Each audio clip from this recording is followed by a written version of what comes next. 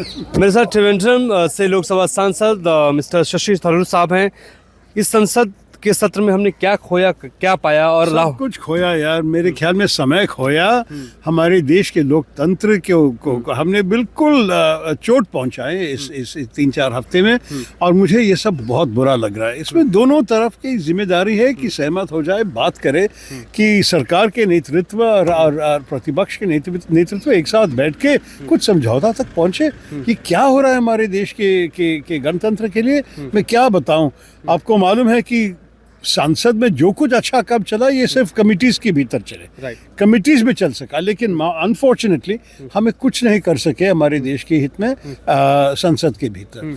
और मेरे ख्याल में ये सब बहुत बहुत डिसअपॉइंटिंग, निराशाजनक चीज़ है। ऐसे नहीं होना चाहिए। लेकिन राहुल गांधी के FIR तक ये मामला पहुंच गया। बुरी बात है मोहित, आप ये भी समझते हैं कि जो कुछ पार्लियामेंट के अंदर होते हैं पार्लियामेंट के अंदर ही सेटल होना चाहिए।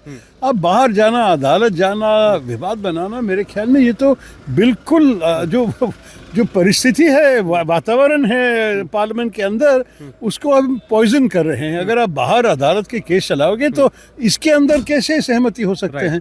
बेहतर है कि आप लोग एक साथ बैठ के सब कुछ एक सिंपैथेटिक अंडरस्टैंडिंग के साथ आगे बढ़ाएं।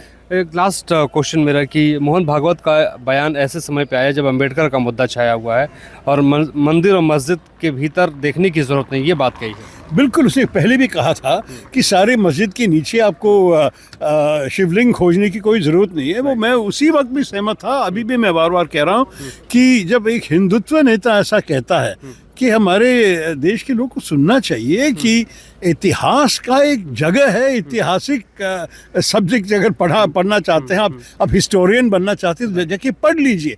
लेकिन अभी संसद के अंदर राजनीति में भविष्य के बारे में सोचने का वक्त आया है भाई साहब। और मैं आपसे कहता हूं कि हमारे युवाओं के भविष्य के बारे में बात करने की वक्त आया है, भारत के भविष्य के बारे में सोचने का वक्त आया है, और ये सब बातें बंद करनी चाहिए हम सारे तरफ से। Thank you so much mister Shashi Tharoor साहब।